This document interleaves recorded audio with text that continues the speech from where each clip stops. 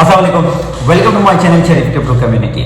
काफ़ी दिनों के बाद वीडियो बना रहा हूँ और काफ़ी ज़्यादा मसरूफ था जिसकी वजह से वीडियो नहीं बना पाया।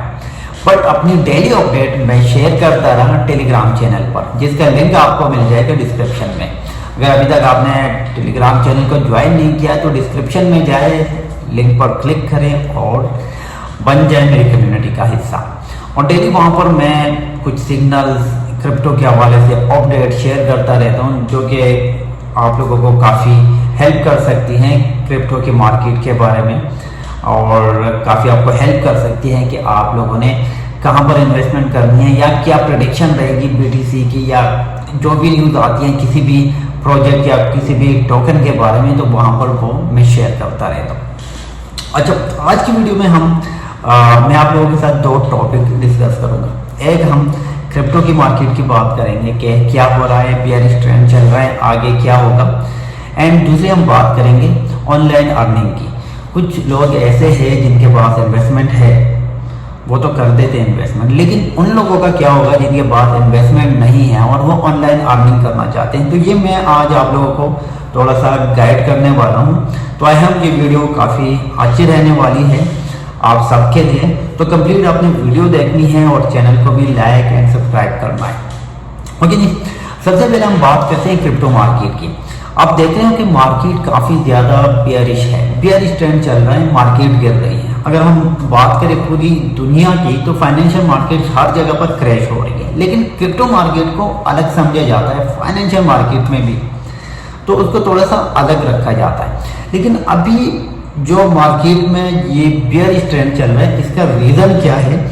अगर ओवरऑल हम देखें, अच्छी न्यूज़, बैड न्यूज़ ये आती रहती है मार्केट में, इसके साथ हम यूज टू हैं। लेकिन हमने ऐसा नहीं देखा कि एक छोटी सी न्यूज़ बैड आई और मार्केट क्रैश हो गई, या एक छोटी सी अच्छी न्यूज़ आई और मार्केट ने पंप किया।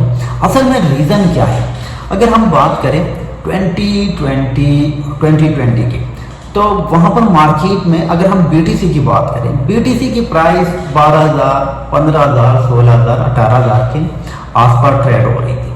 लेकिन इसी में हमें छोटी सी न्यूज़, अच्छी न्यूज़ मिल सकती थी, छोटी सी बैड न्यूज़ हमें मिलती थी, तो उसका इम्पैक्ट हमें इतना ज़्यादा देखने को नहीं मिलता।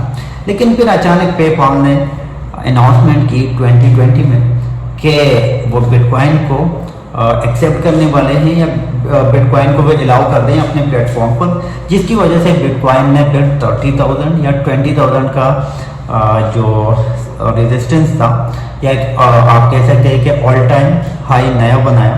और फिर इसी तरह हम देखते रहे कि कुछ न्यूज़ आती रही, क्योंकि एक बड़ी न्यूज़ थी पेपाल की, और इसके बाद जो भी अच्छी न्यूज़ आ रही थी वो इम्पैक्ट डाल रही थी मार्केट में, कंट्रीब्यूट कर रही थी मार्केट को ऊपर ले जाने में। फिर इसी बीच देखो बहुत बैड न्यूज़ भी आई होंगी, लेकिन उसका इम्पैक्ट नहीं मिलता। जब कोई बड़ी अच्छी न्यूज़ होती है और छोटी सी बैड न्यूज़ आती है तो उसका इम्पैक्ट हमें देखने को फिर मार्केट में नहीं मिलता। तो काफ़ी अच्छी है, लेकिन फिर एक और बहुत बड़ी बैड न्यूज़ आती है, और वो भी बहुत बड़े मार्केट से, और वो न्यूज़ होती है चाइना की। चाइना की तरफ से न्यूज़ आती है कि क्रिप्टो को बैन कर रहे हैं, माइनिंग को बैन कर रहे हैं। चाइना की तरफ से न्यूज़ आती है कि क्रिप्टो को बैन कर रहे हैं, माइनिंग को बैन कर रहे हैं, मार्केट गिर जाती है, ठीक है।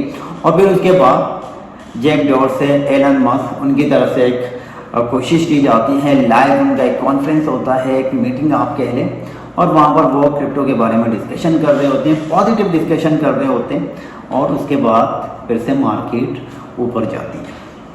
लेकिन इस दफ़ा क्या हुआ कि मार्केट बेयरिश है और सेंटिमेंट्स काफ़ी ज़्यादा बेयरिश है। एक तो फाइनेंशियल जो दुनिया में हो रहा है, एक वो रीज़न है, बट जो सबसे बड़ा रीज़न मैं समझता हूँ वो है लूना स्कैम या लूना क्रैश। जो इकोसिस्टम लूना का फेल हुआ है वो सबसे बड़ा रीज़न है। अगर क्रिप्टो की एक स्टेबल करेंसी, स्टेबल कॉइन खुद को स्टेबल नहीं कर पाना है, वहाँ पर लोगों को बिलियंस ऑफ डॉलर लॉस होता है, तो कौन ट्रस्ट करेगा? तो लूना की वजह से जो अभी न्नुकसान पहुंचा है क्रिप्टो को, जो क्रिप्टो को 1-2 साल पीछे लेके गए हैं, ये लूना की वजह से हुआ है। और ये न्यूज़ इतनी बैड न्यूज़ थी, देखो ये शायद आप लोगों को समझ नहीं आ रहा होगा कि इसको इतना बैड हम क्यों समझ रहे हैं। ابھی ہمیں جب انتظار کرنا ہے کہ کوئی پازیٹیو نیوز آئے تاکہ مارکیٹ پھر سے جو ہے وہ سٹیبل ہو پائے، بیئرش ٹرینڈ سے نکل پائے۔ ایگزامپل آپ کچھ یوں سمجھے کہ آپ کے پاس پاکستانی 5000 کے کافی سارے نوٹ پڑے ہوئے ہیں، اور صبح آپ اٹھے اچانک آپ کو پتہ چلا کہ اس کی ویلیو تو آپ 1 روپیہ رہ گئی ہے یا اس سے بھی کم ہے، تو پھر تو مطلب ٹرسٹ کرنا کافی مشکل ہو جاتا ہے۔ تو اسی طرح یہ جو لونا کا کریش تھا یہ ریپرزینٹ کرتی ہے پوری کرپٹو مارکیٹ کو۔